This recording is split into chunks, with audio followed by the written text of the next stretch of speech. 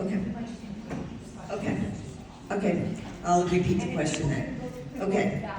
Sorry, it's a very tight space. We should have noticed that before.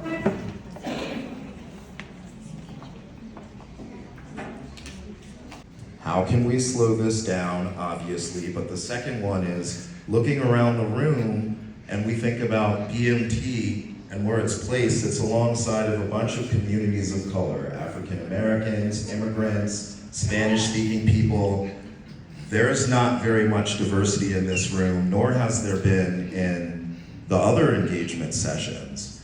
And that's deeply concerning because essentially what we have happening here, or what we could have happening here, is that we have a really great opportunity being developed into something that could be stratifying once again, and maybe not helpful for the communities who really needed it. And I just want to know, what can we do about addressing that? Because it's a very serious issue. Yeah. It's very serious. One more moment, Assemblywoman, thank you. When we think about like the nature of what things have been like in this neighborhood for decades, like this is all coping, everybody's situation, many people's situations is coping with the horrible results of redlining. You don't have people in the room who get to say, who have been impacted by that, who get to weigh in. Yes. And that has been the case time and time again. So I understand that, and I'm not yelling at anyone, but this is very frustrating. I understand there is a proposal that people want us to put the rubber stamp on. But in a way, it seems like it's already happened. And we need to slow down and pump the brakes. So I just want to know, given all of those things, how do you want to respond to actually really engaging a full breadth of citizens who live in these areas and make sure that they actually reflect the populations of individuals who live there? So that's my questions. Good job. Let me just mention that one of the things we tried to do with this town hall was include community in the Columbia Street waterfront area who had not had an opportunity really to participate. There have been others in Red Hook and other areas that participated more. But that issue about environmental justice communities along the area, and the fact that this is a very long site, big but long and narrow, makes for complicating factors. So could you answer that question about the timing and the diversity of the participation? Thank you so much. Thank you. Sorry, I wasn't snatching that from you. Someone else. I think that the question, if I can, I'll start with the engagement and the diversity of engagement, because that's something that's been very important to the team. From that first day, that there wasn't as much diversity in the participation on that Saturday that reflects all of the different neighborhoods. So we took a step back.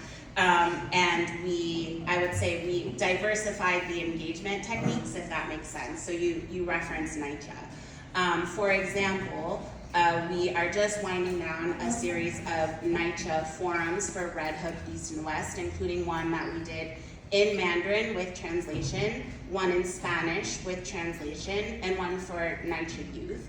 And then we did a series of forums for NYCHA residents with a tour of the site as well. So the expectation saying you can't always assume that folks are going to come, find that we have a tour available on the website. They'll sign up for the website and then go on the tour. We actually just brought the tour bus and then took folks on it. So it was an opportunity for us to meet people where they are, appreciating that the connectivity to the site is important. And so that's one example of that. On the issue of timing and why has this been moving so quickly, there's a couple of different factors. The first is a very real world operational one. I mentioned that 2 of those piers were already condemned and are continuing to deteriorate, and that the others are also deteriorating. So what does that mean? It means that today at Red Hook Container Terminal, when a ship comes in, it is likely to be damaged because of fendering issues on the pier itself. We were able to get the federal dollars, the $164 million, Obviously, that happened in the previous administration, and for those who have been following the news, it's really hard to say in terms of what the expectations are of whether that funding will still be secured. And so on our end, we're doing everything that we can to put stakes in the ground so that we can bring those dollars to the city of New York, and we really appreciate all of the electeds and the support that we've had for them. So timing, operational, and also the opportunity to really solidify around a vision so that we can pursue additional funding opportunities. Okay, so, next person. If I give you the mic, you have to be quick. I have a lot of people here. Yeah. So, Yeah. I know. First, I'd like to echo the sentiments of the previous gentleman. I think what this development accomplishes is far more of polarizing our neighborhoods on racial lines and creating a barrier that prevents people from the interior of Brooklyn from actually accessing the waterfront by creating a shiny beacon on a hill for wealthy white people to buy condos, as opposed to creating actual the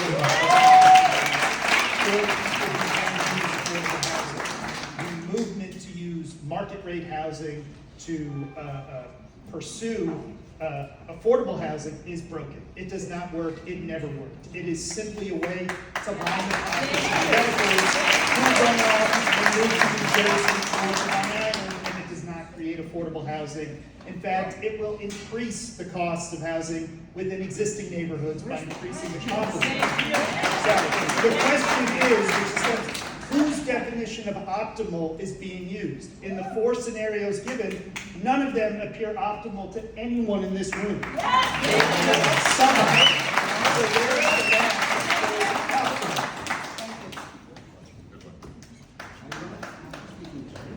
I can take a crack at that. When we refer to optimal, we're talking about at the core of one of the project goals here is to provide a port that is modern, clean, and that can be able to respond to market trends. That's when we were referring to optimal port. But it requires subsidy. It's a toy port. So that's a really important thing. The question, what he said afterwards, it requires subsidy. This is a really important port. That the port today requires on an ongoing basis $3 to $5 million of operating subsidy. That is not the model for ports today. So what we're planning for is a port that is a size that it can respond to market trends. It has the infrastructure that responds to market trends. What you see today on Piers 7 and 8, those are referred to as finger piers. What we're proposing is a marginal pier that is the industry standard that would allow for a container vessel to come, unload, and be able to service a barge on the Blue Highway. So what we're providing is modern equipment. We're providing a modern lease term. Today, Red Hook Container Terminal is operating on a 5-year lease, which is a barrier to long-term investment. In the industry, it's a standard is a 30-year lease term. So that's what we're proposing. A size that is able to accommodate future demand. So specifically, it handles 90,000 container moves today. With this port, the optimal port that we're proposing, it was guided by Moffitt and Nickel, which is doing work throughout the world, including we've had conversations with industry stakeholders, is that this size would be able to provide for an additional service that would get to 135,000 container moves. That's a container coming off of a boat and then going onto the terminal, as well as up to growth to 170,000 moves. That would be able to take away the operating subsidy. That's really important, so that this is a financially viable port, in which it would not be without the investment that we're providing. So when we say optimal, that is what we're referring to. Thank you. Housing question. You don't answer that. Well, so I'm sure somebody else will bring it up, but you're right, you didn't answer the question. I will be super brief. First of all, I appreciate the 2 people who spoke before me, and I do want to acknowledge that I completely agree with both of them. The first is, it is very, very peculiar for New York City government to be in court saying that that we have to charge congestion pricing, which I agree with, because congestion and traffic imposes a cost on others, and for that same New York City government to then turn around and say that the reduction of congestion is also a cost, right? That the maritime that we're talking about would reduce congestion and would allow for freer movement. You just said that, and yet in your own thinking, There is no recognition that the reduction of congestion is a benefit, even though the city has said repeatedly, and rightly in my opinion, that congestion is a cost.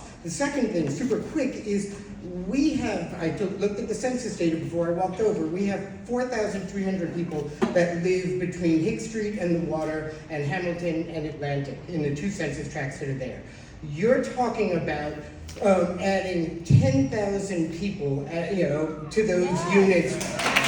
And you're also not actually talking about where those people would go. And so the reason why people laughed when you put the picture up of Columbia Street is because, quite frankly, it would have no relationship to what will actually be here. I mean, it might as well be an illustration in Alice in Wonderland. So I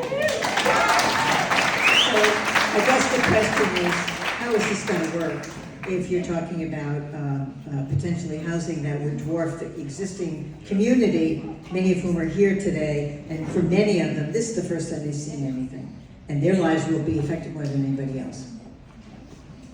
Understood, thank you. I think for the first point on the congestion, I just want to be clear, what we're talking about with moving towards a blue highway is about reducing congestion, particularly for truck traffic. So I want to be very clear that we're talking about improving traffic conditions and not making them worse. So that's the first point. I think to the second point about the units of housing and the number of people, one of the things that we didn't talk about in the deck, but I think many folks are aware of, is that the city does currently have a housing crisis. And so from a policy perspective and a public policy perspective, it really was incumbent on us.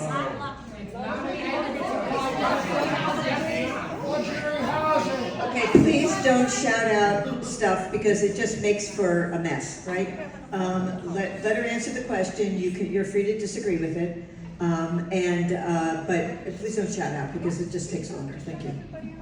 Thank you, Assembly Member. So talking about, yes, market rate housing as being one component, but certainly not the only component. So we mentioned the affordable housing piece, which is one element, but thinking about the different types of housing that are needed at such a critical time here in the city of New York. I think the point about where are those folks going goes back to the points that we were making about transportation improvements and transit improvements, because we understand we don't want to see 10,000 more cars on the street, right? We need to understand how are folks moving from point A to point B, and that there is continuity between the existing neighborhood and the waterfront. And so that's why when you saw those different examples of the different open space variations, it really is trying to get at that heart of that connection of how do folks who now, today, who live in the neighborhood have not been able to access the waterfront here, how can they do so? So I'm going to take a little license and kind of combine a few things. This is right near the BQE that we're having to redo, and we have the trench, and then we have the cantilever, and we have a tremendous amount of truck traffic, and there will be truck traffic bringing goods to and from the port, if only that, plus a lot of housing, right? Amazon is building those, last mile things, all within a mile. And that's also clogging our streets. So it's not always big trucks, although we have a lot of those. There's an awful lot of that. And this is a very narrow site. So how are we going to address those issues that are connected whether we want to or not? Because that also goes to housing and transportation, and we still don't have a Brooklyn bus plan. After many years of looking at redoing the buses in Brooklyn, what can we count on at this juncture while you're planning sort of in a vacuum here? Thank you. Sure. Michelle mentioned in the presentation that we've been working on a concept that we call the spine road, but really what it is it's a neighborhood street that's an extension of Conover Street and Van Brunt Street. The idea is that we want to be able to separate out these uses, to be able to separate trucks that are traveling with buses, that are traveling with neighborhood vehicles, and are slowing down transit today. We got a lot of feedback about that and really needed to take a step back and look at what we need to do to really get at this issue of making sure that we're not sending more trucks to Atlantic Avenue or more traffic to Atlantic Avenue to clog up what's already clogged today, to be able to address trucks that are going through the neighborhood today, so to separate those out, to be able to address port traffic, so trucks that are coming in and out of the gate today at Hamilton, what's a more rational way to get them as quickly to the truck network as possible? How do we address pedestrian safety around the neighborhood? How do we address bicycle safety around the neighborhood? So bypassing the trench. So this is something that Amy has been passionate about and we've heard about a bunch. So what we're trying to do is to be able to use and be neighborhood streets and be able to have introduce a new neighborhood street to do that. And then on the coordination with DOT, I think this is something that's really, and MTA, is really core to the work that we're doing in collaboration with City Hall. We meet with DOT multiple times a week. I was on a phone call. Okay, just don't yell out questions. So making sure that our effort is coordinated with theirs such that we're not, so that we're working in collaboration is a deep part of our work. So. But none of those Appreciate are it. answered. No, can I just, you may not be happy, but I don't want people yelling out, thank you.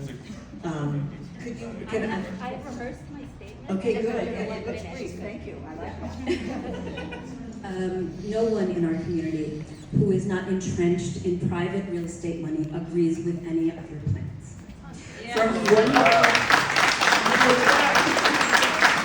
For 122 acres of public land funded by our tax dollars by private developer Andrew Kimball. In a time of existential climate crisis, we need everything but these plans. We need maritime education. We need flood. The question is coming. I'm also allowed to talk in a democracy. We need flood planning for rising sea levels, urban maritime environments, green space, investment in our already overburdened infrastructure. We need public good from this public land, and we demand that all of our representatives and the task force oppose any and all real estate proposals for this land. How? Any and all. So my question is, how do your 10,000 luxury apartments consider our grandchildren, our fragile earth, our diminishing resources, our natural resources disappearing, our water, and our needs? How? Thank you. Thank you.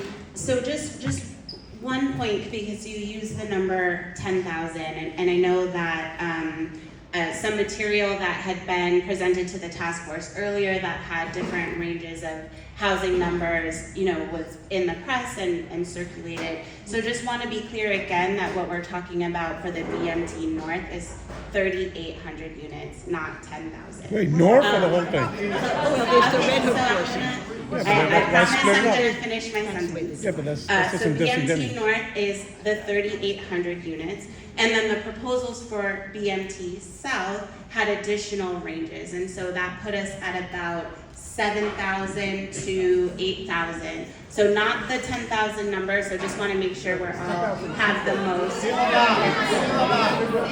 That would be more than 10,000 people. Correct, would be more than 10,000 people. I'm talking about units. So I just want to make sure we're all operating with the same updated. Oh, I'm sorry, miss, I am not lying when I say that. So I'm happy to continue to answer questions, but I don't appreciate being called a liar. So I'm here being respectful in the way that I'm speaking to all of you, and I would appreciate that back. So the 3,800 units is what we're referring to. I think your question about what does that mean in terms of the broader existential questions, and I'll just start with resiliency, which is a big piece of what we're talking about here. We understand that Sandy had a massive impact on these communities, and we don't take that lightly. Myself, before coming to EDC, I worked at DEP for 10 years on stormwater management, flood mitigation. So I have been out in the streets in some of the city's worst flood events of the last 10 years. So when I talk about resiliency and we talk about the planning, it is more than just protection for new buildings or the new development. It's about protection for the broader region, because we know that water goes where water wants to go, right? And so the ideas that we have presented to the task force, things like a raised greenway, site elevation changes, new investments in sewer infrastructure, separated stormwater system. That means not just water transference, but also pollution control for the New York City harbor, which is critical here. So all of that is being included, in addition to, as I showed in that open space slide, 30 plus acres of open space being included in this. So that means new trees, new street trees, new grass, thinking about things like the impacts of urban heat island and others. So that is, it is not just a proposal of just housing units dropped on 122 acres. There is intentionality in what we're sharing with all of you. Thank you. Yes, quickly, I'm gonna hold it this time. Well, I have two questions, but no comments. One, so first of all, I want to understand Dan Goldman's involvement, because he's clearly distracted with other things right now. I've not heard him speak once about this for the last year. I have no idea. So if you could speak about Dan Goldman's involvement with this. It doesn't seem like he cares. He said all the meetings, just so you know. I was with him at a meeting last week. But I'd rather you. No, thank you. I'd rather you be in charge, though, as someone that lives here than him. But anyway, so I want to know what the involvement, or like who decides, like who's giving this the go-ahead at the end of all this. First, and second, if you could explain to an idiot when we talk about like 2575. My understanding is that's when it's private land and you're encouraging the developer to build here. But if this is city-owned land, like why do we need an incentive to someone to build? I mean, why can't it just be? I think people here are alarmed about the number of people, but I think people would be much less alarmed if it were 100% affordable.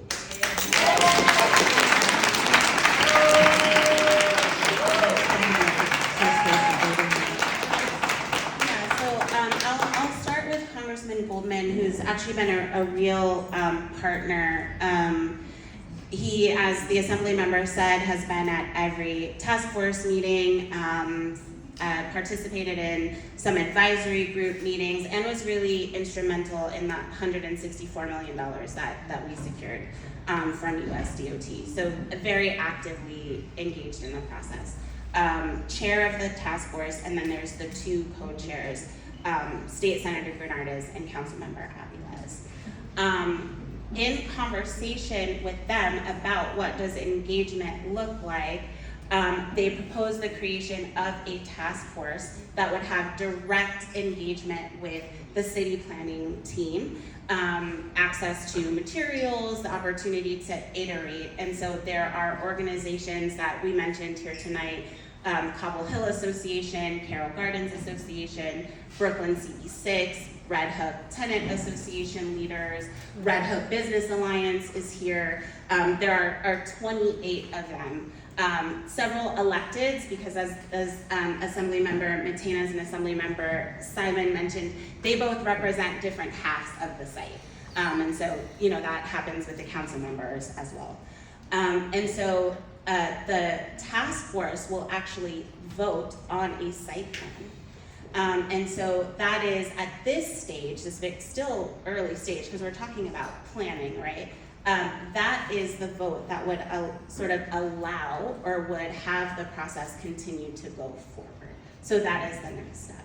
And then I'll have Nate answer the housing question. And just to remind me, your question was, why are we making an assumption of 75% market rate units and 25% affordable units? Is that accurate? When it's owned by the city, not Sure, trying to got entice it. developers Okay. or private So this is related to, one, it's modeled off of the city's MIH, mandatory inclusionary housing, or the state's 485X. We're modeling, when we did our financial analysis, we modeled it off of those two programs, which are 75 and 25. But can you elaborate on? Sure. So the question, we also looked at what was the cost of this port today. And it's $1 billion roughly to fix the problems today. So we talked about, Mikkel talked about the problems of the fendering along Pier 10. So when a boat comes in, it's basically hitting and it's damaging the boat. There's roughly $200 million of repairs that are needed on Pier 7 and Pier 8. Then you also need to restore Pier 9A and 9B and put in that marginal pier. And then you get to putting in the infrastructure and the investment to do and respond to what we've heard in the community of waterfront access, open space, resiliency, start to address transit. That tab runs up to almost $1.75 billion. So the land can't pay for it. the land then would pay for that, to be able to pay for that investment, and then pay for the port investment, and then pay for the other investment. And so, did you happen to go to the second workshop that we had? I went to the first one. Okay. So we tried to be able, in that, I don't know if we did it as effectively as we wanted to, is to be able to talk about how to get to that and pay for that investment. And the most effective way to do that is through the use of market rate housing. We tried to talk about that in that workshop. So I hope that answers your question. I still don't. Okay. Is there somewhere where it's written out? Screaming out loud is not going to help anybody. So, thank you. I've heard a bunch of things about representation from various groups in the area. I'd like to remind you that there's still no residential representation on the task force for the Columbia community. And that has to be changed. And we need time to catch up because folks have been talking privately. And we've been thrown out of meetings more than once. So that's not the way to operate in a democracy. We're getting enough of that out of Washington. We don't need it out of City Hall too. Question. This community would like to see a different proposal. There's a lot of resistance to the idea of luxury housing here. And perhaps if we could look at a money proposal that calls for a broad-based subsidy to the port, not a local one. We're being asked to subsidize the port with our public land. But we get a broad-based subsidy for the port and look at a basic, let's land bank the rest and use it as public space, but with a land bank contract so that if the maritime community grows, it can go on.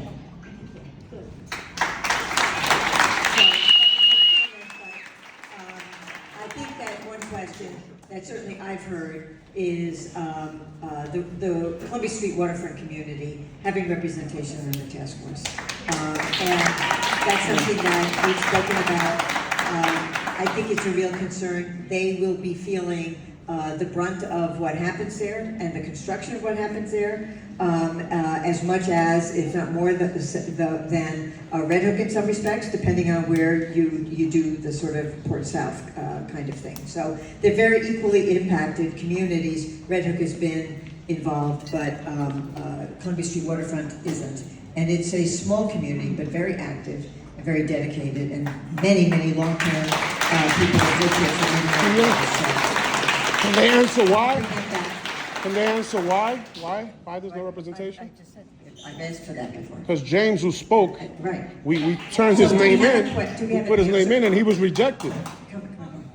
John, do we have an answer for that question, why they were not included?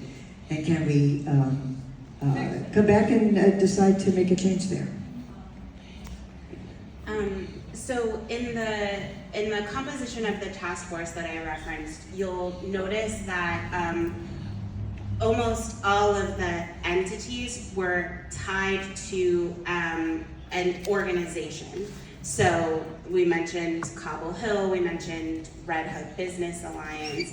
And so aside from the Red Hook Houses TAs, who are also part of an organization, there are no individual residents from a particular neighborhood, if you're following the logic on that. So in order to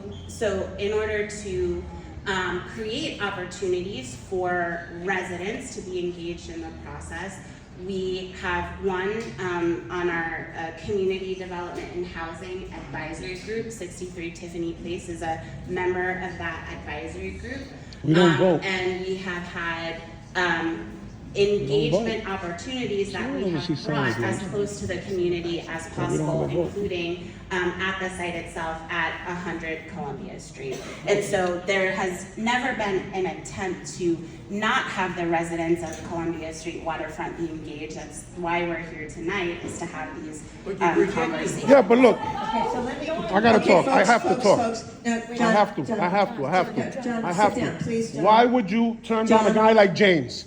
James is a Rutgers professor in urban planning. Okay. He's written books on this. Why would you turn him down? He lives half a block away from Pier 9B. Okay, thank you, John, sit down. So, I appreciate it, I'm not trying to be difficult.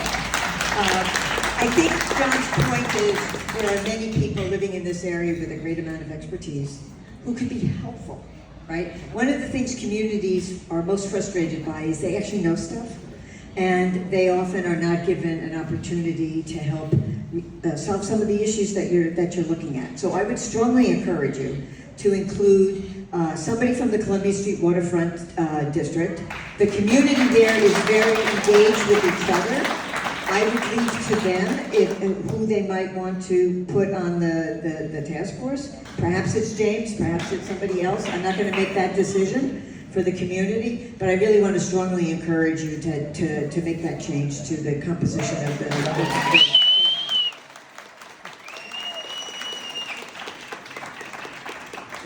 First, I just want to say thank you for being here. I know you're in a tough spot with this. I get that person to person.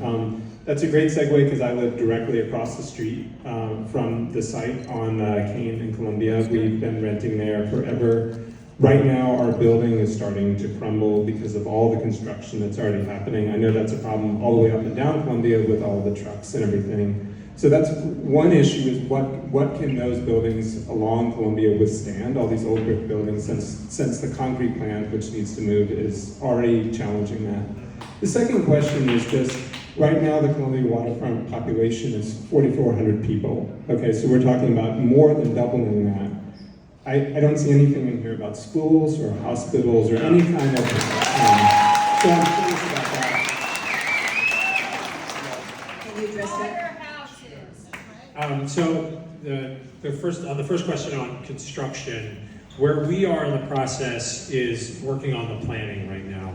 Once the plan, like we assume, we'll borrow this and think that the plan is approved, we would then go into the environmental review process, which is required as part of a general project plan. And so we will do an environmental impact statement that will have a range of technical areas going from land use to open space to community facilities. One of those is a construction analysis. Now we'll look at the period of construction, look at the traffic, the noise, the air quality, and the equipment that are part of it, the equipment that would contribute to noise and air quality. And then we'll make a series of recommendations and mitigation that might be necessary to minimize any what's called adverse effects or adverse impacts that are associated with the construction. And then also we're going to be going through and working with, for instance, with the Office of Construction Management and Coordination through Department of Transportation, when the construction happens, as well as following the NEDOB guidelines. So it's something that will be part of the next step of this, but it's not in this. And would that involve talking to people that would? Yeah, so the follow-up question was, will that involve talking to people? That being, I'll be specific here, that being that as part of the environmental review, the GPP, there is public engagement as part of that. What we're doing now precedes that, and then there will be that as part of it. So you'll be able to comment on the first step, is what's called the draft scope of work, which talks about the whole range of the environmental review. Okay, to the second question about, you mentioned schools. It was hard to see in this, but if you look at in the site plan around DeGraw and Columbia, we're holding a pad for a future school. So that's a place right there. You see it, it's marked, for those who have a handout, it's marked in blue. So it's marked in blue. We'll make sure that the assembly member gets, We can email you. we'll email us. So there's that. And then we're also accounting for other community facility space in the program. What that would be, I think, is something that's to be determined, but we have accounted for community facility space. And this goes to one of the things that was in the last part of the slide, was making sure that what's happening on the ground floor and that in other parts of this neighborhood is additive to it, so that there are community facilities, active retail, maker spaces, industrial spaces, so that's an active use on the ground floor.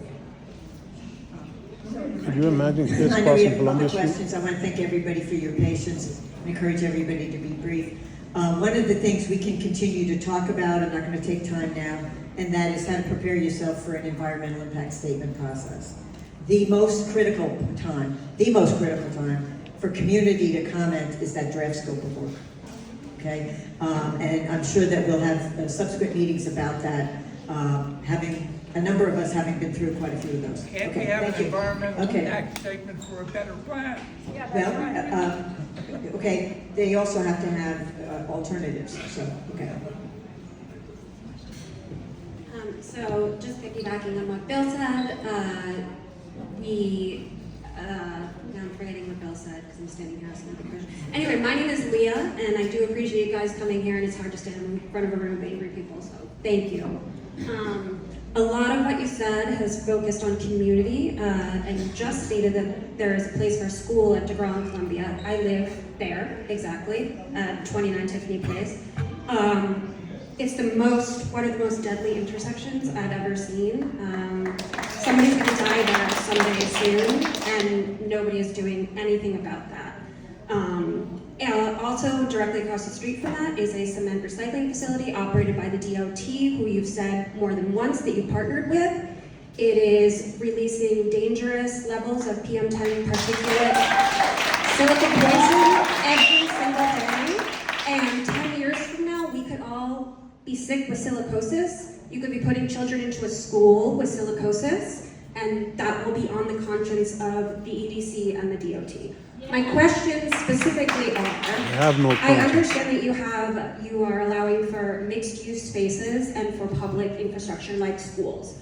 I would like to know if you will build a new hospital, if you will build and fix the sewers that are overflowing, if you will invest in fully funding the NYCHA houses, if your actual statement of affordable housing is accurate.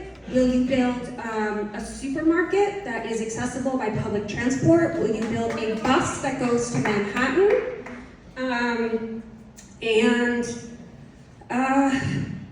Yeah, that's it.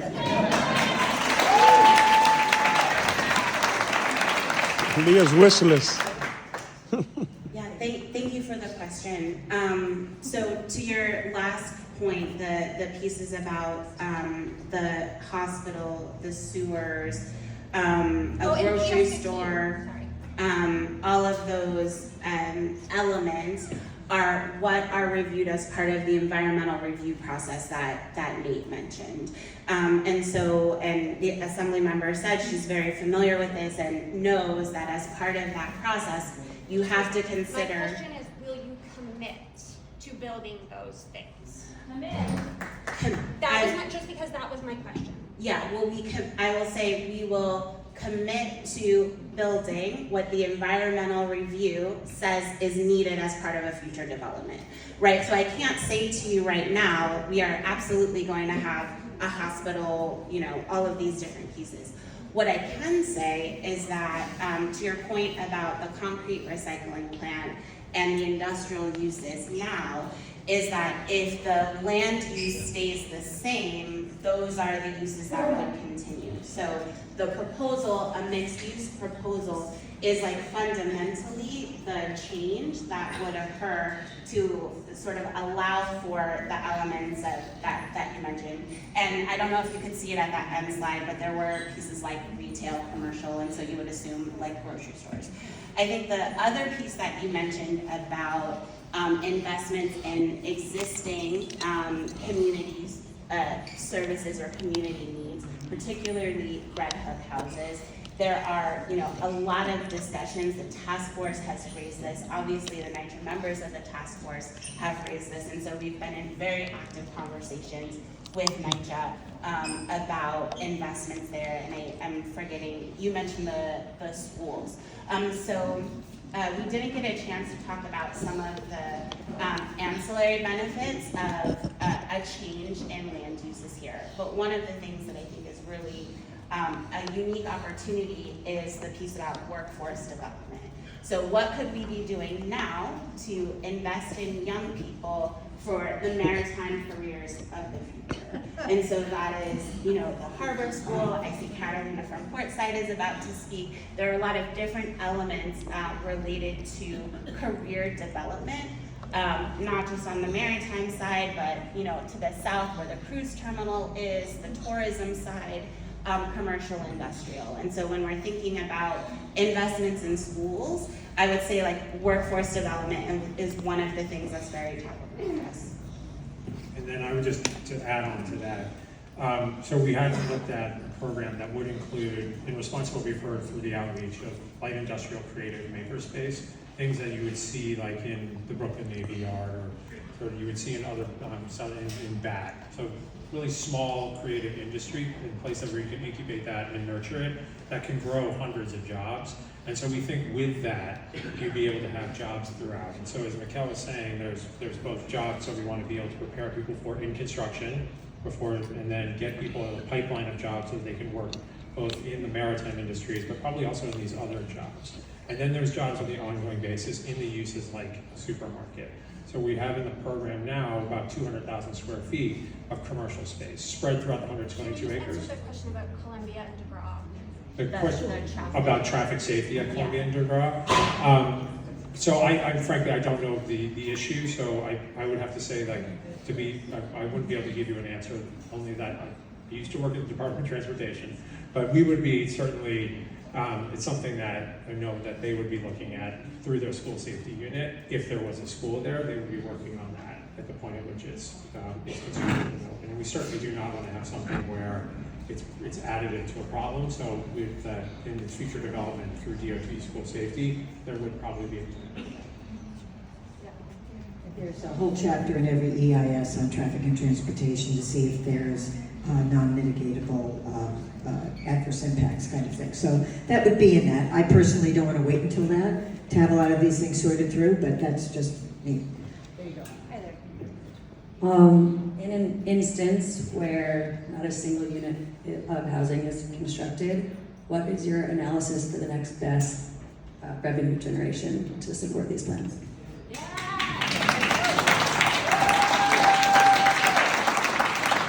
So we heard a lot in our outreach about, can you fill the 122 acres with a maritime use, or could you fill the 122 acres with an industrial use? So first, the port is really, the issue isn't size, right? The issue is it doesn't have the modern infrastructure and it doesn't have the modern equipment. So what Moffitt and Nickel is saying is that at this size, you can still have a fully functional, financially viable port. And then in the analysis we looked at, we looked at an industrial use and tenanting it out with industrial. There just is not the market rents that you would have from an industrial use to support rehabilitating these piers and being able to support the infrastructure that's necessary on a port this size. So what's the next best? Like, even if it's not good enough, what is the next So best? what is sort of an analogy? The question was, what's the next best? Yeah. So the next best, I think, is what we are proposing, as we're proposing now in this scenario, is to be able to maintain a port, which is important to people, maintain a port at a size in which they can do business without an operating subsidy. And that is from our analysis, from Moffitt and Nickel and talking to stakeholders in the industry, this size would be able to accommodate that. What that leaves you then with is roughly 62 acres in which to have other uses.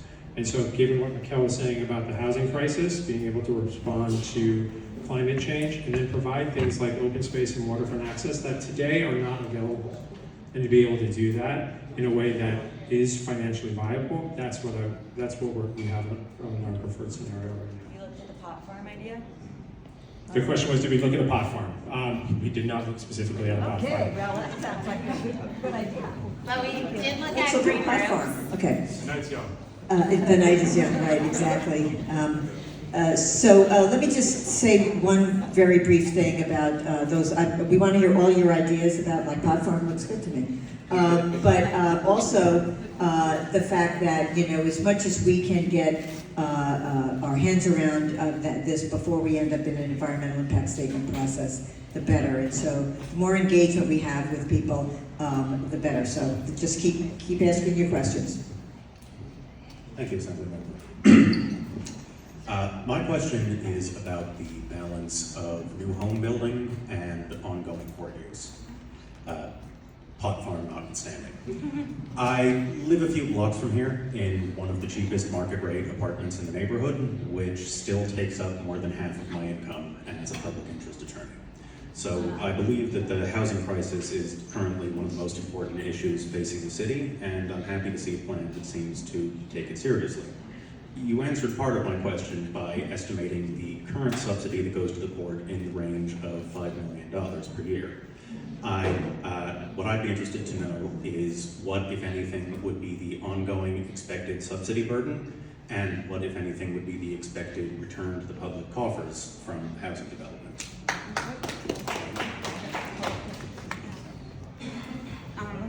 So I'll start and see if this answers. What we're trying to achieve here is a financially viable port that doesn't require that $5 million subsidy any longer. And so that, as Nate was talking about, the different elements, the adding service, the modernizing the piers, that is about making the port more competitive, and so that it can sustain on its own. I think to your question about additional, how does that go into the additional public benefits, right? Because obviously if we're talking about open space, we have to talk about maintenance. If we're talking about new sewers, that is a cost. And so all of that, as we're thinking about that sort of not just the $1 billion needed for the port, but for the public benefits as well, is part of the overall financial model that's being looked at. Because for every element, one of the earlier questioners asked about infrastructure, not just sewers and street improvements and so on, but the open space as well requires that investment. Okay, guys, we're trying to have a meeting where that's not what we're doing. I know you want to and it feels good, but please don't. Thank you. And let's what I'd like to do is, because the hour's getting late, anybody on the line will take you. And so anybody else who isn't on the line and hasn't been able to ask a question, certainly email us your questions.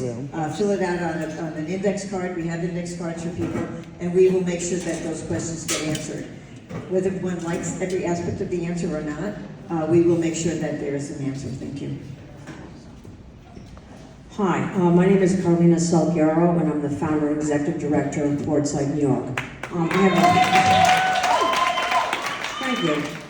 I have a question, an invitation, and some statements. So the question is, why are you not looking at a model like the redevelopment of the Brooklyn Navy Yard, which was more decrepit than this facility was when the city got it, more moribund, and it was a phased development over a long period of time, using all sorts of different funding sources and no housing. So that's the question for the thing. In terms of statements, I just need to say enough. Everybody was saying there's no waterfront access in BMT. I'm terribly sorry. Little Portside has brought more historic ships to BMT than Brooklyn Bridge Park. Okay? We've actually also had programming inside the Rudder Container Terminal, an opera, open house New York, school trips. It's not where we wanted to be, but it was possible to do. In Atlantic Basin, our presence there, our Portside Park was there, but that actually is a public access space. It's not designed or whatever, but you should have seen it during the pandemic, right? I mean, and so this framing that there is nothing, and then your fix is the preferred fix is not landing well. I think that's part of the frustration you're hearing, and you can hear probably the frustration in my voice. And you guys heard me last time in the Zoom. I was invited, Portside was invited to be on an advisory board, and I always believe in constructive engagement and trying, and so, we joined to find that we're consistently erased. We're erased by statements like that, but we're erased in presentations, drawings, maps, BMT tours that don't even cite us. And I know this because the community's been reporting it to us over and over. And I said, I'm invited to join the advisory group. Let's have a meeting. Also thinking that this process could fix the historic error of the EDC not providing the home to Portside you initially promised. Your plans have now caught up to Portside. We planned from the beginning to show how to combine working waterfront and public programming to create a pipeline for marine careers with a strong focus on NYCHA youth and adults and many other things. No meeting has happened. None of you have ever been on the Mary Whalen. And so we've now launched a campaign, Portside Needs a Home. So the invitation is an open house on the Mary Whalen before and after Monday's meeting. You can come by, see the ship, talk to us, talk about the meeting afterwards, and we're gonna shift to that. But I'm saying to you, I invite you all to collaborate. I invite you to fix that mistake. And please answer the question with the Navy Yard.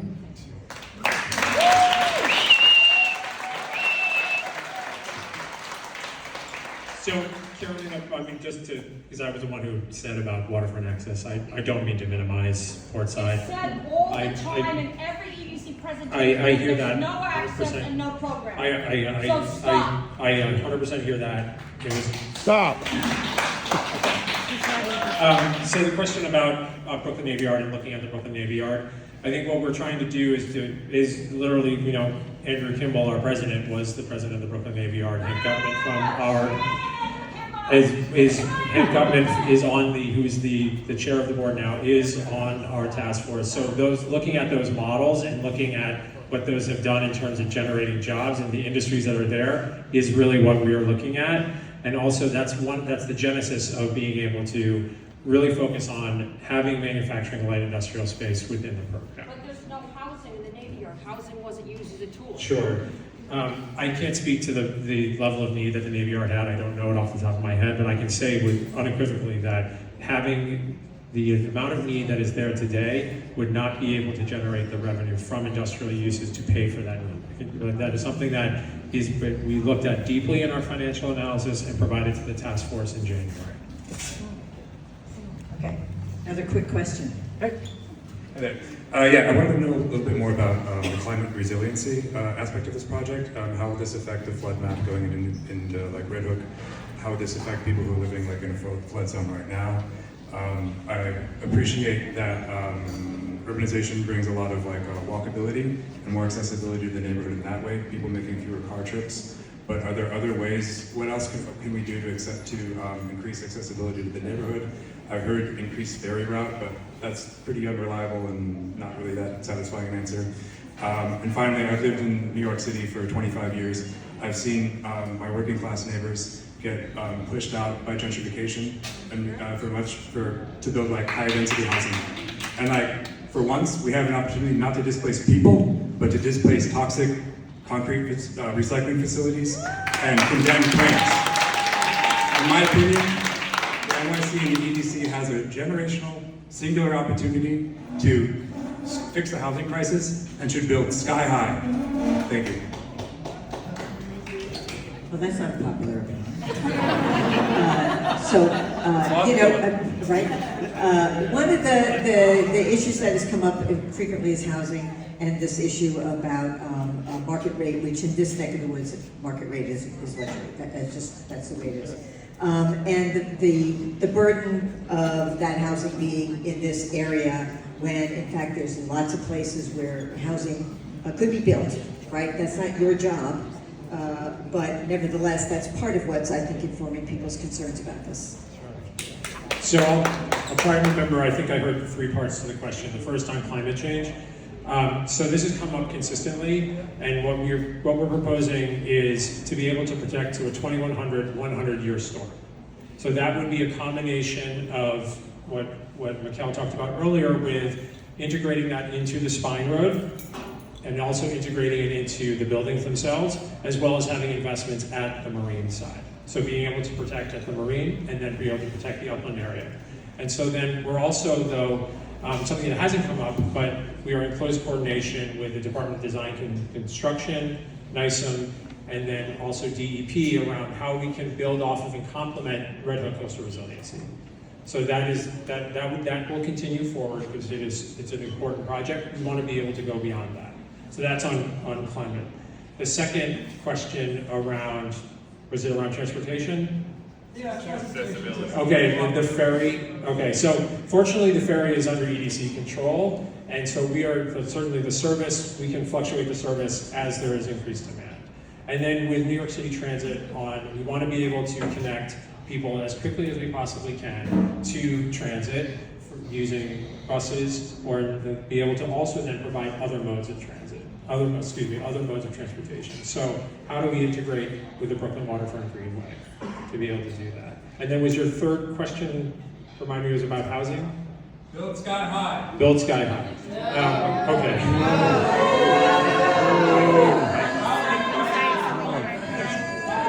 Sorry, just as Nate was talking about bus, I realized I never answered your question about the direct bus route from to Lower Manhattan, which has come up a lot, particularly on the Red Hook side. There's been a lot of folks organizing around that. So just to say, we're in very active conversations with MTA about that direct route. I'm sorry, I forgot. Hi, okay, we have a quick question. Hi, I live on Columbia Street, and I just want to note as a preface to my question that the majority of traffic on Columbia, while the trucks are a big problem, are cars. So as we're doubling our population with these proposals, how are we going to deal with twice as many cars in our area? And my second question is, if the Blue Highway is going to so impact the whole city, why is our small neighborhood footing the bill through a population explosion?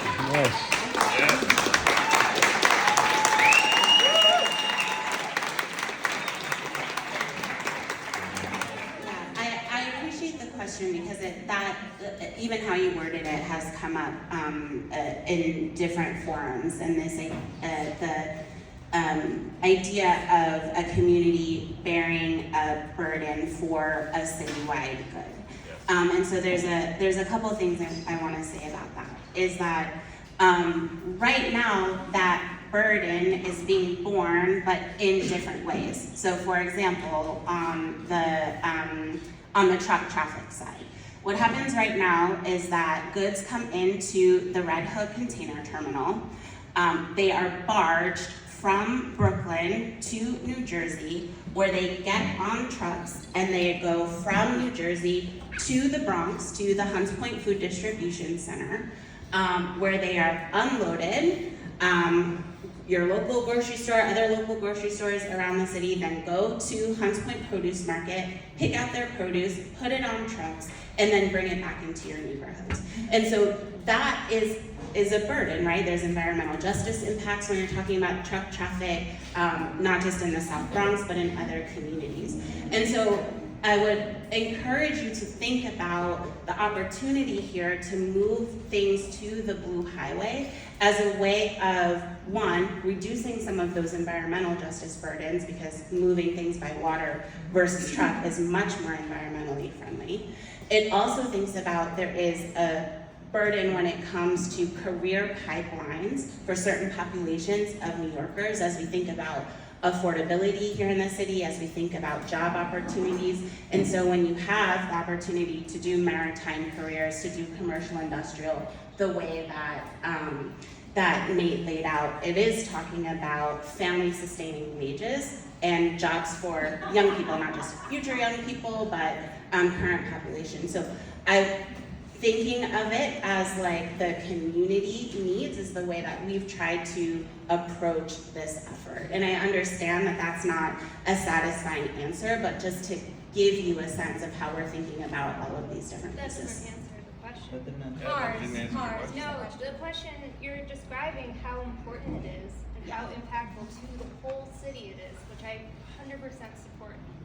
So why should that financial burden to be financially viable be put on our neighborhood?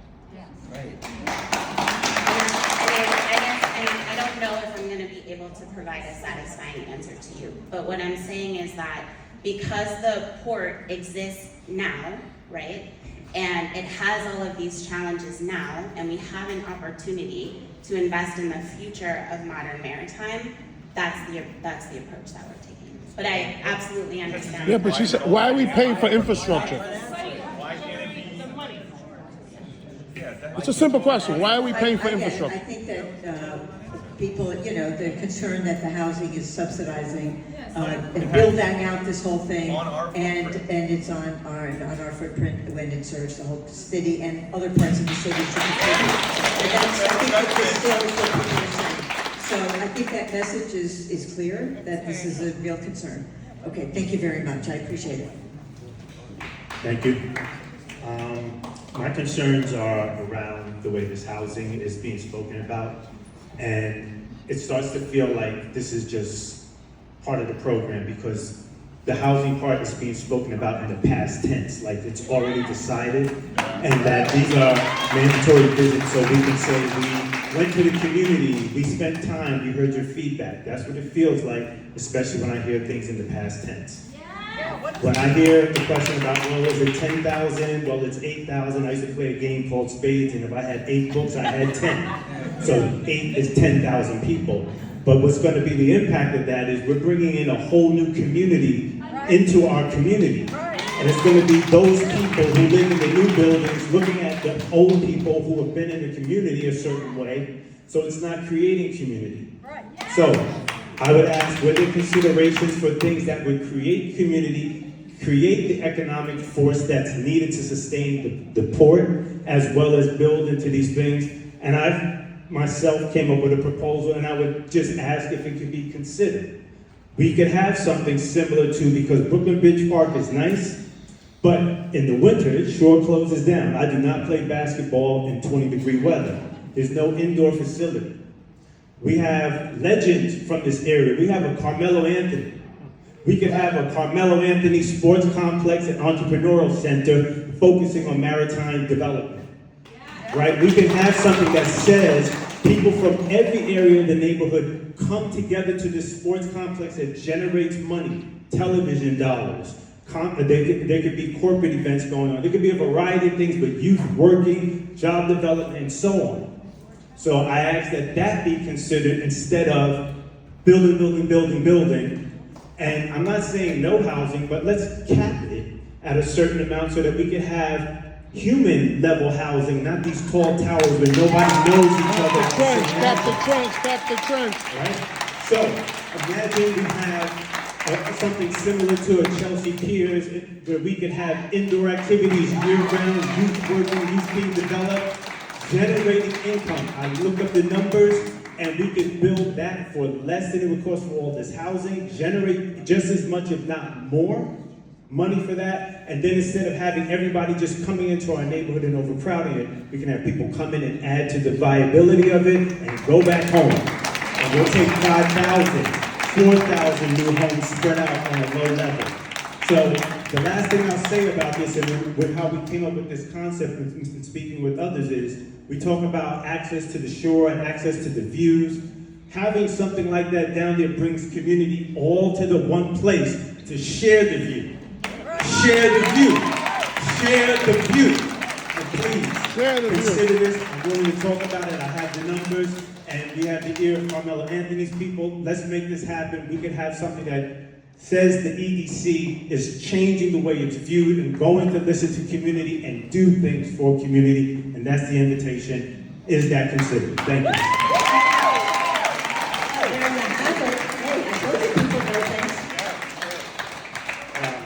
Yeah, my initial reaction to the Carmelo Anthony, I guess. Absolutely. 100%. Yeah. And I feel like we get a little fight with the Red Hook area since he was born down in Red Hook, maybe like It's all Red Hook. maybe in Baltimore where he was raised. Yeah, I think, I mean, yes, we agree with all of that, and that's what we're trying to do is to, like, so you ended with bringing people to the water.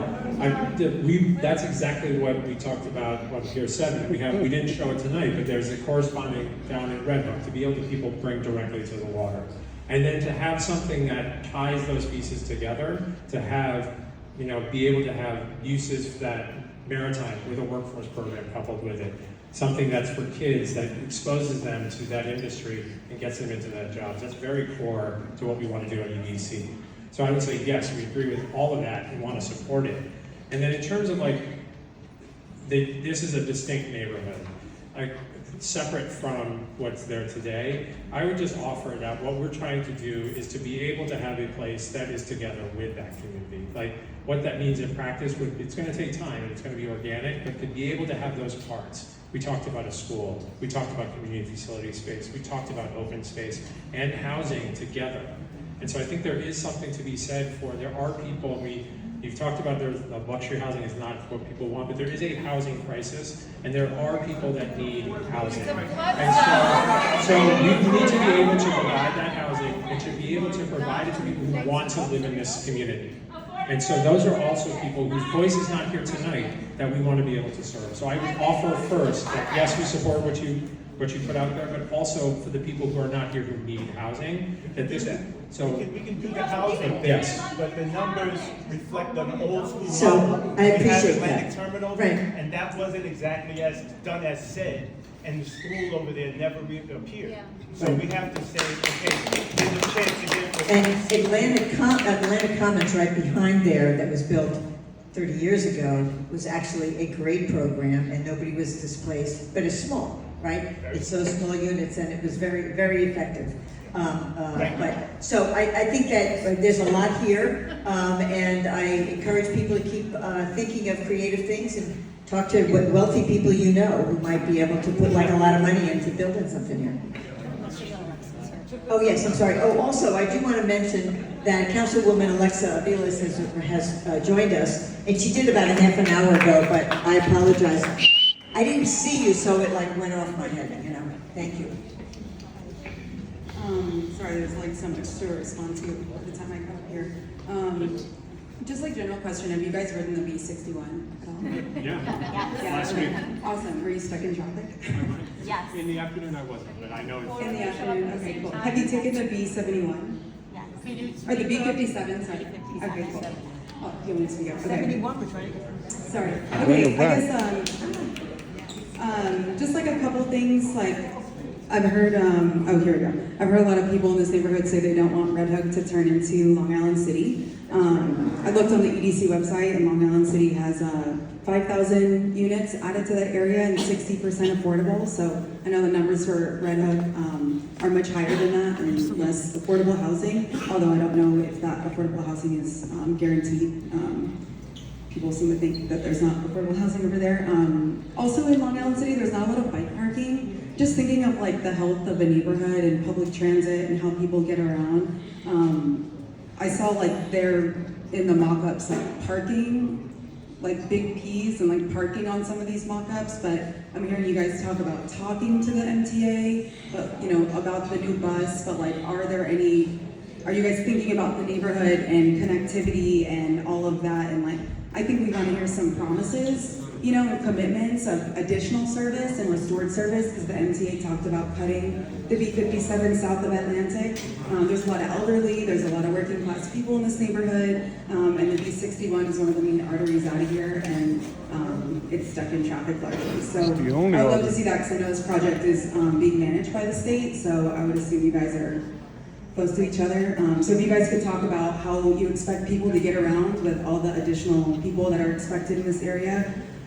And then also, I just want to know if all this construction is going to be a union job. My dad was an iron worker, and a lot of iron workers were at the meeting last night in Red Hook, and they're interested to know if this is going to be union jobs. And I think with the Atlantic yards, you know, there are a lot of commitments about affordable housing, about jobs for the local neighborhood. People want this kind of stuff, but are there commitments for those being local? And I think if this is contracted out to a private whatever, is that tethered to like it being a union job? So I would love to know about additional public transit and if this is going to be a union job and local.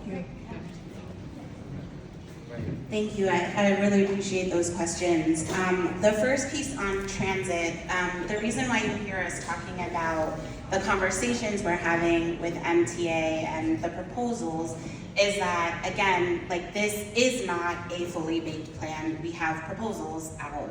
And so I can't offer a specific commitment because we don't yet have an approved site plan that's going to the environmental review and going to that stage. So it's just too early to say like we have a stamped commitment from MTA on, you know, increased service on the B61. Because but if you can propose housing, can you not propose additional transit? Absolutely, and so that is absolutely part of what the proposal will be, is those transit improvements, because as I mentioned at the top, that's been one of the #1 things that we've heard from community as one of the needs. What are the transit? Specifically B61. So the issue that we heard was specifically exactly what you've experienced in your life, that the B61 gets knotted up in traffic on Columbia Street again. And so that was our initial proposal, was to be able to take and separate what was causing that issue, is the mixing of trucks, buses, vehicles together. And that was one of the ideas that for this new neighborhood street, was to be able to separate those. So we want to be able to still get to that goal, but take the feedback that we heard from the task force about not inducing traffic that might be headed towards Atlantic Avenue and the BQ. So 100% we've heard it, and we've come up with an initial proposal that we now want to refine. So it's still a work in progress, and like what really I think is heartening for somebody who's been in the game and city government for a while is the collaboration with the MTA and DOT to address this issue. So I wish we could give it to you now, but the way the wheels turn is that we have to like go through this both with the task force and then with those agencies to make sure that that what we're recommending makes sense. I guess that's part of the proposal we want to see. Yeah, no, All of I those 100% hear that. Yeah. And then just to your question about the union piece. So first, a reference to the fact that the port currently has union jobs, right? The ILA working both at the Red Hook Container Terminal and at the Brooklyn Cruise Terminal. And so part of the idea, and one of the questions about like, the sustaining the port and growing its uses and making it more viable is about preserving and growing ILA jobs, so Longshoremen Association jobs. I think your point about construction jobs is a very good one, and I will just say that over the last few years, EDC has had letters of intent with BCTC on some of our biggest projects, a PLA for projects. So those conversations have happened for previous projects. I can't say like right now we would have that same agreement, but I can say that we have a history, a very recent history actually in the life of EDC of working with unions for construction jobs. And then I feel like you had one more that I think it was the accountability thing. How can we keep the project and the EDC accountable to affordability, to local jobs, to public transit? Because I think with past projects, we're not seeing the follow through. Yeah, and this is something we've heard from the task force greatly, especially Assemblymember Simon, because she has done so many large projects like this one, about the importance of having a governance model that ensures accountability.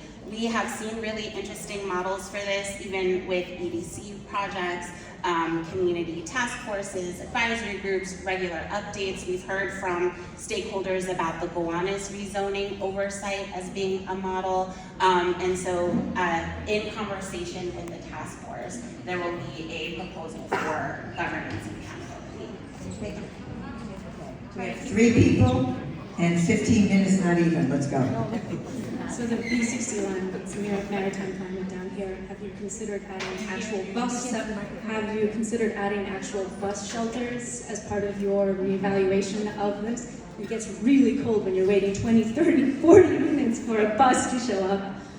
Other thing, ferry. Is there any chance it can be routed onto East River? Or some sort of overlap between South Brooklyn and East River? It is virtually impossible to get down here from North Brooklyn and Queens using the ferry without literally setting aside 3 to 4 hours of your time. I know it's not a super reliable service, but it would be super helpful. And third, in terms of housing lottery, I know that from my experience looking at the website, we are looking at a general average rent for the neighborhood plus like whatever overlap of your like income bracket. And we all know that this doesn't really work. No one can afford affordable housing. So my question is, how are you considering something a little bit more humane? Are you considering 100% affordable developments such as like 35 Commercial Street in Greenpoint? And are you also accounting for the fact that the rents, the median rents in this neighborhood are going to skyrocket once all of this stuff gets built. And how are you building that into the affordable pricing model? Thank you.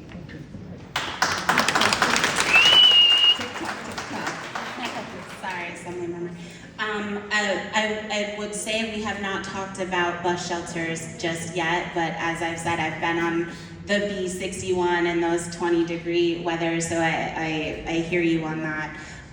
Same thing when it comes to ferry, as Nate mentioned, because EDC controls NYC Ferry, and we are building Homeport 2 on the Red Hook side. Looking at how to optimize routes and times is something that the team is doing continually. And of course, if this plan moves ahead and there's a redevelopment here, then looking at ferry and how to get people to where they're going will be a big piece of that. I think that all of your comments about affordability are very well taken. And I won't say that I have an answer for you right now about, HPD's housing lottery, how AMIs are set, right? Like all of those things are sort of bigger than what Nate and I can speak to. But as part of the proposal and the conversations about, deeply affordable, what are the ranges of affordability, those are all part of the conversation. And I will say, in testament to your assembly members and to the representatives on the task force, that anytime the concept of housing comes up, the conversation about affordability does. So they are very much representing community voices in those conversations, and I want to uplift that. Thank you. Ben, so we have like the world's greatest architect here. So pay attention, Ben Baxter. I have a couple questions about the viability of the container port. Some of us remember 1970 when the current container port was proposed, and there were a lot of doubts and questions then about its economic viability. And my understanding is it never reached more than 25 or 35% of capacity, and so those doubts became a reality. And now we're operating on a premise that we need to spend $1 million and build a lot of housing in order to generate that money. And I question whether it's going to be a viable operation again, or is it going to be just, in effect, a repeat of what we saw 50 years ago? And secondly, quickly, the Blue Highway, I think it's a great idea. I'm all for it, but I wonder if there's only one receiving site, meaning Hunts Point, how much of that material that comes in and then gets shipped out, and how much of it gets on trucks and goes to Long Island and beyond. I'll try and answer the second before answering the first. So the reason we talked about Hunts Point is related to what is typically comes into the port today, which is perishables. And that's their largest market. And so we want to be able to take the trucks that would go to the Hunts Point Food Distribution Center and predominantly into the produce center there, using the Blue Highway. So Blue Highway is a network with a series of nodes that includes other parts of the city, not just from BMT to Hunts Point. It just happens to be that we talked about it because it's really those two nodes relate to what really comes into BMT, which is predominantly perishables. And so that can help answer the first question. When we worked with Moffitt and Nickel, we looked at this port in relationship to the ports throughout Port Authority in New York, New Jersey, as well as on the East Coast. And so what we found is that larger vessels are predominantly going into the other ports, which is going to push out smaller vessels, 4,000 TEUs, which are 20-foot equivalent units. And those boats really need to find a home. And so the investments that we have and the equipment that we have can target those services and really just get one more service, gets you to those throughput, those container moves, such that you no longer need the subsidy. So that's just on the container, because container generates the highest revenue for the move for a port operator, but we still have enough space for construction staging, which can also generate revenue, break bulk, which could also generate revenue, and then allow for space to handle the growing Blue Highway network. So there was another question earlier about why are we putting our chips on the Blue Highway? We're not. We're allowing for that growth and having the space within the 60 acres for it, while still allowing for space to get to a point where we have enough container moves and other space so that we no longer need the subsidy. And that's what Moffitt and Nichol brought to bear on this, both the financial analysis, but then looking at what are the investments that are necessary to support that. So does that answer your question? I think so. Could that financial analysis be made available to the public? We had provided it to the task force in an appendices to task force 5 and 6. And then also just for process, we had members of Moffitt and Nichol come and speak to the task force directly about all of that. Thank you, Jacob. Okay, 2 more? You're lucky, John, I'm giving you a break here. Son, Okay, thank you. I'm gonna talk Mike or not, so. Hi, so my question is this, well, it's actually a statement. I'm going to start by saying that respect is earned. I'm also going to say that having been organizing in Red Hook, 99% of our NYCHA neighbors are not aware of this project and had no meaningful input into it. Also, you are building housing on a floodplain, which is going to astronomically raise the cost of it, right? And you have no environmental impact report thus far, correct? We don't. Okay, so you are also pushing through the vote on April 11th is when they're going to decide on this, the task force. You've not given them information, you've not had any meaningful outreach. By your own admission on the News 12 reporting piece, you've only reached 1,600 people across all of our communities. There's 8,000 people in NYCHA alone, and yet you're pushing through the vote. So my question to you is, will you delay the vote by at least 3 months to get the information that we need and meaningful community outreach? Thank you.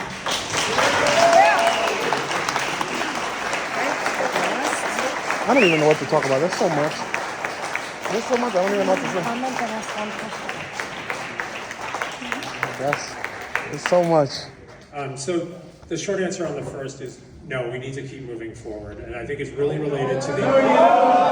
Why? It's related to what Mikhail talked about, that we really need...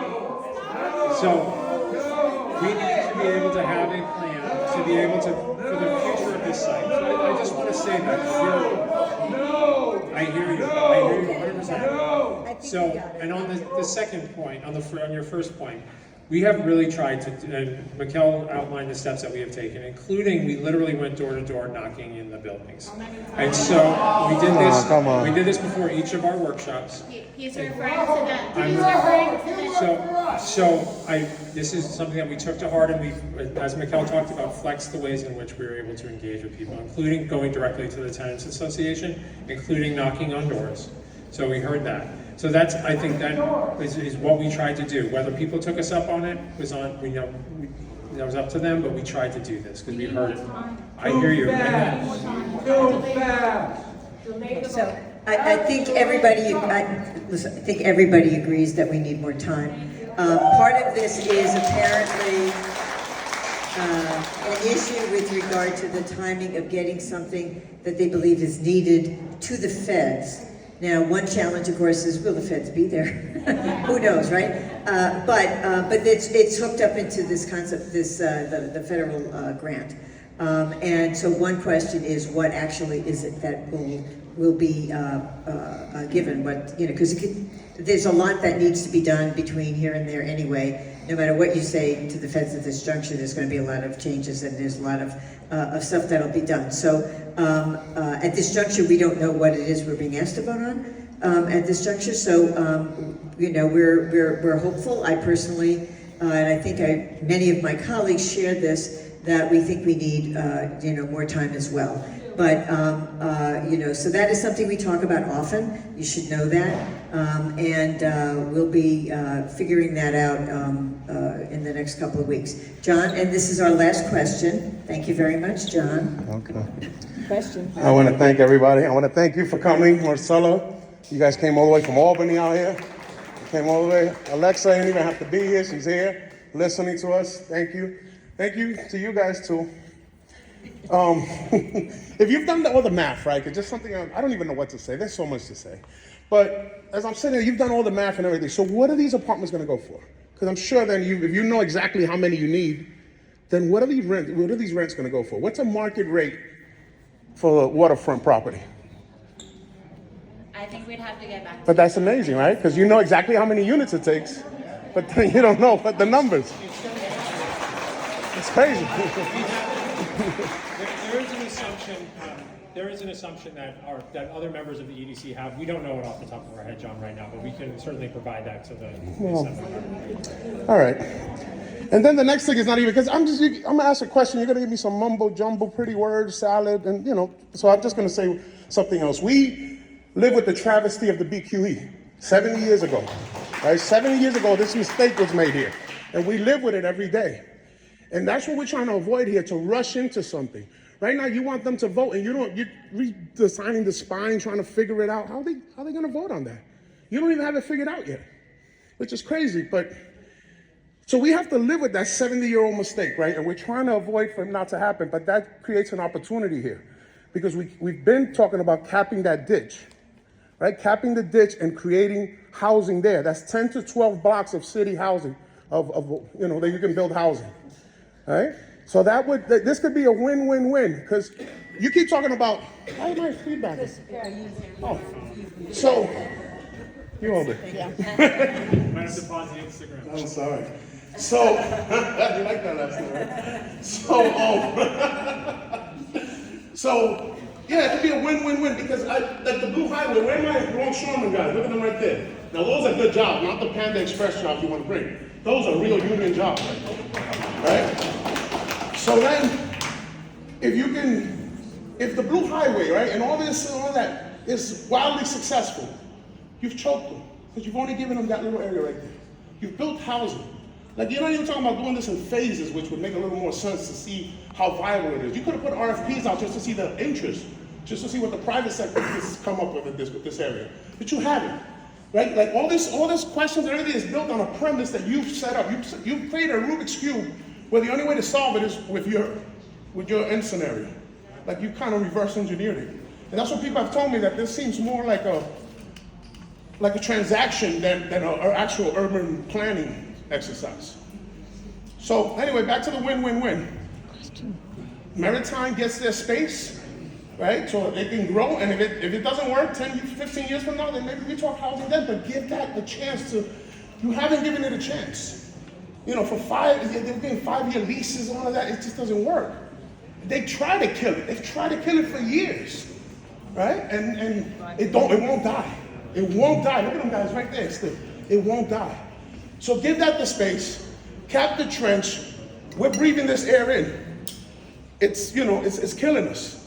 Look, this community right here bears the burden of a lot of things for everybody, for the whole city. Because the BQ, so people can move their stuff around, we have to breathe all that in. All right, so people can have concrete recycling now, we have to breathe in silicone.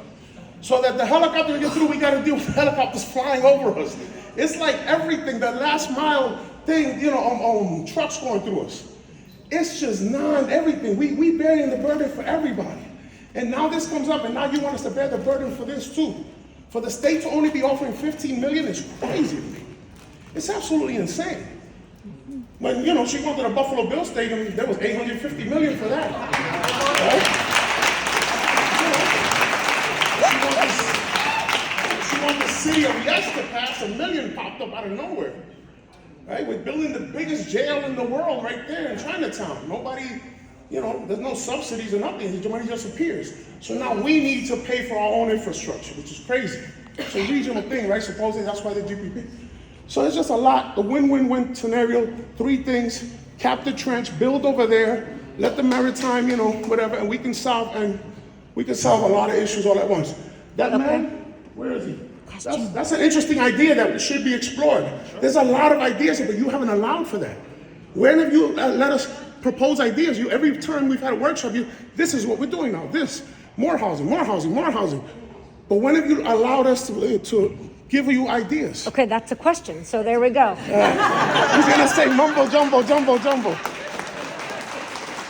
Finally got to a question. Thank you. So I know, John, it's not going to satisfy you, but we've tried in each of the workshops, which I know you've attended, including the one that was here, to use different techniques to do that. And we've had small group discussions, and we've had with focus groups. We've had workshops that have gone from questions of like, what are the opportunities that we could have at BMT, and things that have come up we feel that are reflected in the plan and are going to continue working with the task force. Open space, waterfront access. I'm not the only one that said cap the ditch. Have you considered it? Yes, we have. Where's that scenario? Just to be totally transparent, it's not under EDC control. It's under DISCONTENT. But it was. You control. studied it in the past. So that's something that, John, we don't want to make promises that we can't keep around the trench. It's not ours. And so it would not be fair to come with a series of proposals. You studied it before. So to your question of how the techniques we've tried to use, including the workshop that you came to when we tried on the model tool, which I know there were issues with that you had, there were opportunities with that to talk about things like the gentleman brought up around workforce training and programming. And we tried to use that for that. It was all about, when people were putting housing other way, you kept moving it. People kept moving it over. I totally understand.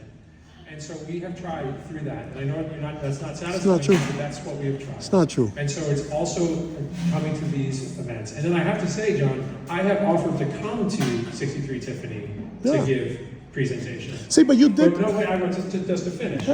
When we started this process, I personally said to you, it's on tape, at the community board, that I would come, we would take any member of the team back in September. And what did I say? You said you did not take This is what I me said. up. Give us a So town I- hall. I want to hear my neighbors. so My neighbors might want to hear me. I just wanted, Let's like, do a that town was hall with another everybody. opportunity. So we've tried. Stop breaking up the groups into little silos. So that I did do that, and I've done it other times. We talked outside of this hall. To get on the task force.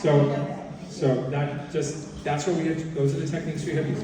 The town hall is easy.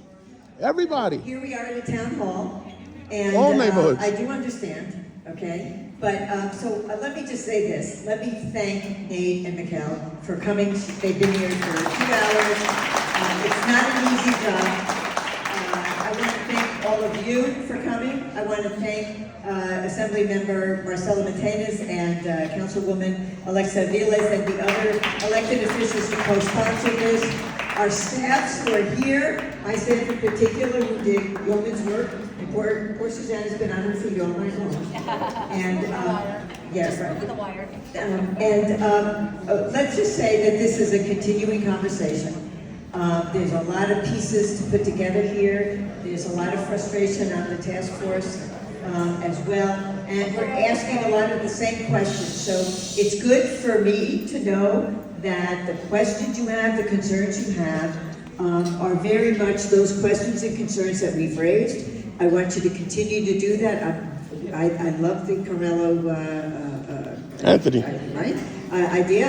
And there are potentially many other things that we can do. So I'm going to end this tonight. If you can email us a question or give us a question on a card, we will send everybody a copy of the deck, the slide deck that you saw, so that you can expand it and see where the school is or where whatever is.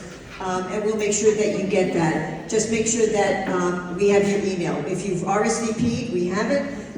If you've signed in because you had an RSVP, we'll have your email. We'll make sure that we get that to you. Okay? Thank you very, very much. And thank you to Sacred Hearts and St. Stephen's as well for opening their hall. Thank you. Thank you. Oh, you're hilarious. No, but that was I like them. I like them personally. I don't like what they're trying to do. But I like them. Nate's the best guy in the world. I just don't like what he wants to do to us. They have a very difficult job. Yes. Oh, yeah. Oh, you two should definitely meet. Oh, my gosh. John, about the BQ. Sorry, I'm sorry. John, I got to go to another meeting, so I have to run out. Good to see you. I know. Wait. So what do you think? Are you a yes or no now? Yes. I have to run to another meeting. But yeah.